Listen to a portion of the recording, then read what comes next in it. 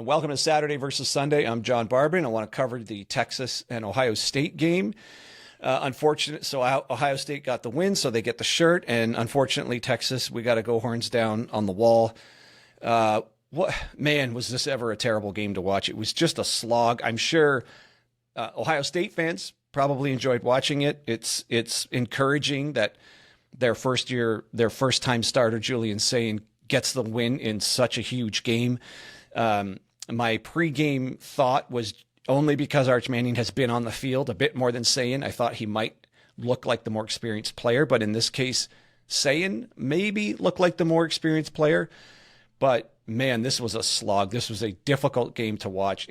From an entertainment value, which is what we talk about here at the show, this was, I guess it's entertaining because it was two of the biggest teams and the associated hype and what it means in the rankings and what it means in both of their conference races and just the overall landscape of college football. There's obviously NFL talent on the field on both sides of the ball.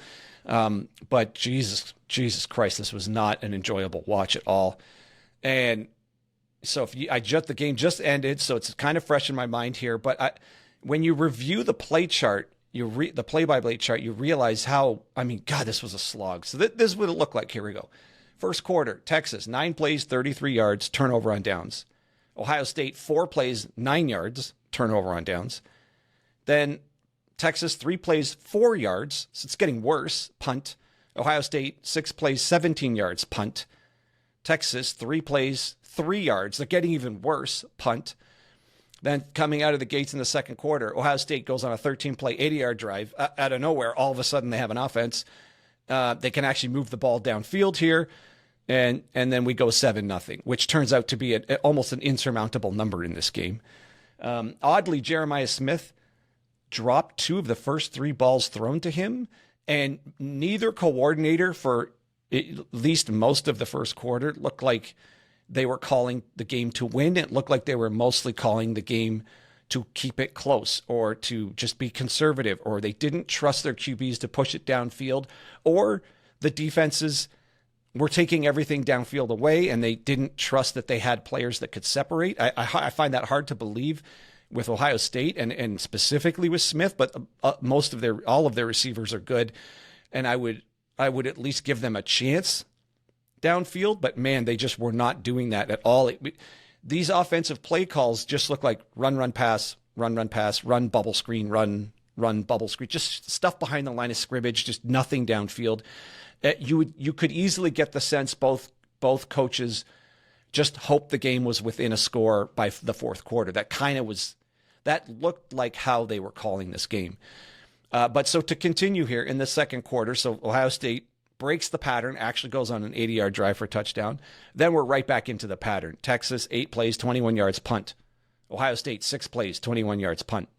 Texas, 3 plays, 8 yards, punt. And then we get the end of the half. Then third quarter, more of the same. Ohio State, 3 plays, 6 yards, punt. Texas, 50. Oh, here we go.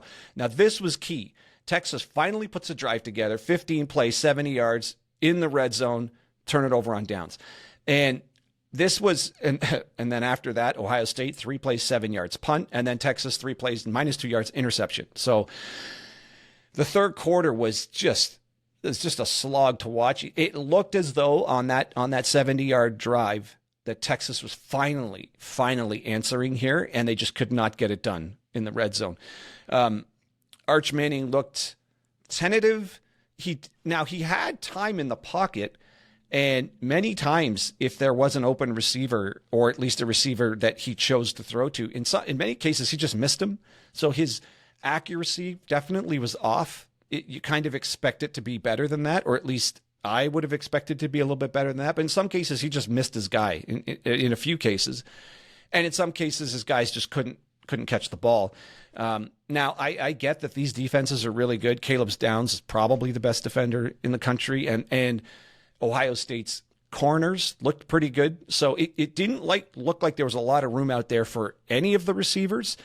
But man, it was terrible to watch. Then moving on into the fourth quarter, Ohio State comes out of the gates with a 68-yard play and another touchdown and a beautiful pass on this one. So that so Sayin looked good. Sayin actually, I think, outplayed Arch Manning in this game, head to head on new starting quarterbacks. Yes, they've been on the teams, but like this is their first time starting, and you kind of expect defenses to be more game ready, let's say, the first game of the season than the offenses, because you got to remember defenses. Obviously, the defensive players have their assignment, they have where they're supposed to be, but a lot of it is.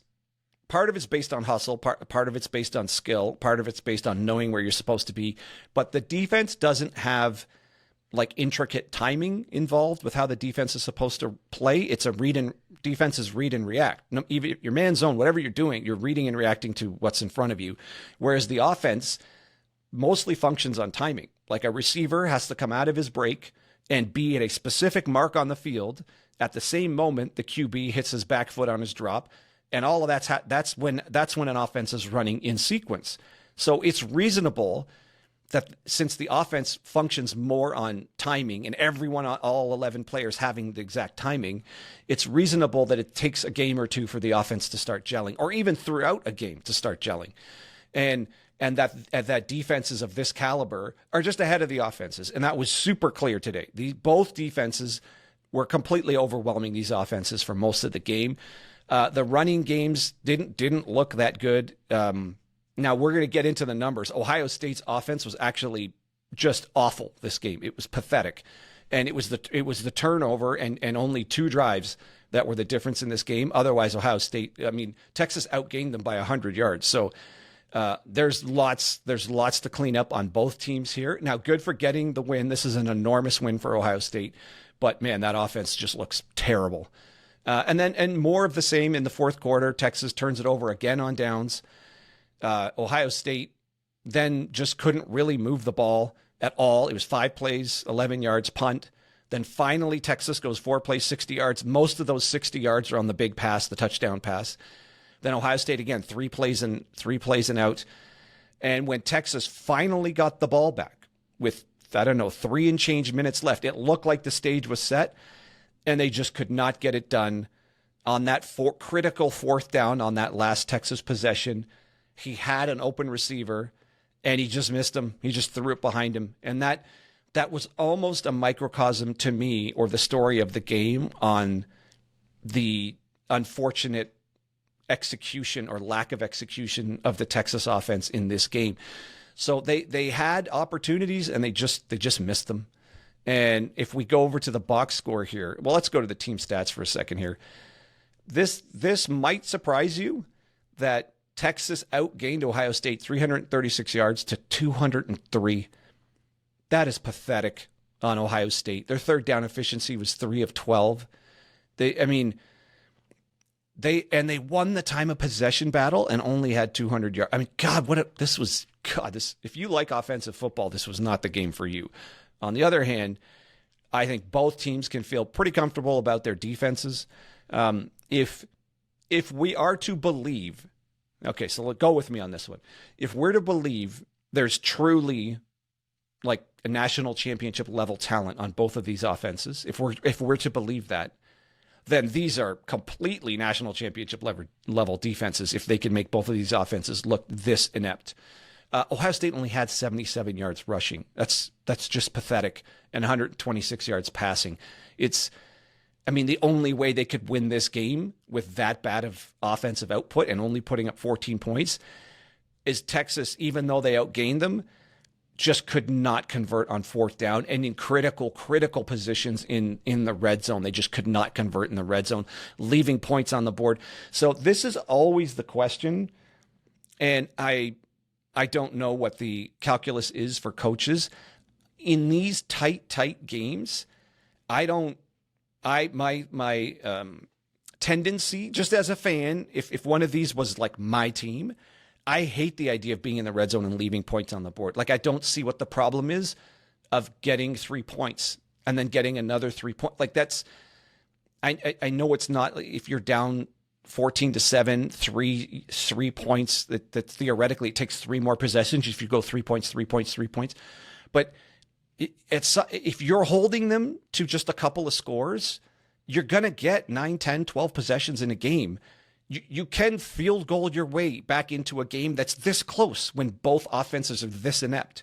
So, I mean, I just hate seeing teams just not take the points, like not kick field goals when they're in the red zone. Also, it puts a different kind of pressure on the other team because they sense that it's closer now. They sense like, oh, we don't have that full touchdown gap anymore. Like it's getting tighter. So maybe there's just statistics that just indicate that's just not going to work. But man, to me, there might be even a psychological thing to closing the gap from 7 to 10 to 13. I don't know. I don't see. It also makes the ensuing possessions. You can get to the point where you only need the field goal to tie the game or win the game versus having to get the touchdown, which is what happened here every time Texas failed to put any points on the board in the red zone. So, I mean, it was a relatively clean game. The one turnover was, what can you do? It was, Manning's, I don't know. I wonder if this already just puts an end to Manning's Heisman candidacy here already. It was not an impressive performance by any means. 170 yards is nothing to shout about. A TD and a pick. Sayin looked better, even though he threw for less total yards. He didn't put the ball in harm's way. So, God, what a slog of a game. 77 yards rushing, Ohio State. Like, how do you win a game with that kind of stat line? It's just unbelievable. I mean, it's the stops in the red zone, and it's the reluctance of the Texas coaching staff to take the points when they can take points in the red zone. That's kind of the story here. I mean, Texas was 1 for 5 on fourth downs. Ohio State was 1 for 2. So it's just Texas was in the position to need to attempt to convert fourth down, and they just couldn't. So both of these defensive lines were somewhat of a question mark, given how many of the players went to the NFL last year off of both these teams, specifically on the defensive lines. But man, that doesn't seem to be a problem. The interiors don't seem to be a problem at all. They were pretty stout on defense here, both teams. I would say that there's maybe two ways of looking at this for both teams. Let's say it this way. So I'm talking about the projection forward now of these teams' offenses and these teams' defenses. Either these are two of the best defenses in the country, and these offenses are actually really, really good, but these defenses are just lights out, and they just shut them down. And for the rest of their schedule, these offenses are going to be putting up points on big time SEC teams and on big time Big Ten teams. Or the other way around is these offenses are really this inept, and these defenses, yes, they're good, but these offenses are just not good. And we're going to see more of the same of this throughout the year. And then as far as any talk of Heisman for either of these QBs, there's only one way they're both still in the Heisman race, and that's if both of these defenses are in fact lights out defenses, and both of these offenses, this is just the one defense they're going to look this terrible against, and then for the rest of the year, they're putting up Heisman type numbers. So if that's not the case, well, there's no Heisman for either of these guys the way they played in this game. It was either these coaches did not want to let them go, or they just wanted, or they, played it really conservative, just consistently ran it just right into brick walls constantly, or they just wanted to keep this thing close, or these QBs just weren't ready, and this was just the smartest way to navigate this particular game. Just get to the end of the game and keep it close is kind of how it looked, like how it was being called. And all of this is with the caveat of being the first game of the season, where so far every game I've watched, almost all the offenses have kind of fumbled their way through the first quarter and a half, first half, and finally started to gel a bit in the second half. It happened with Georgia Tech and Colorado. It happened with Auburn. It just with Baylor. All of them started to gel more in the second half. So, and it's not surprising.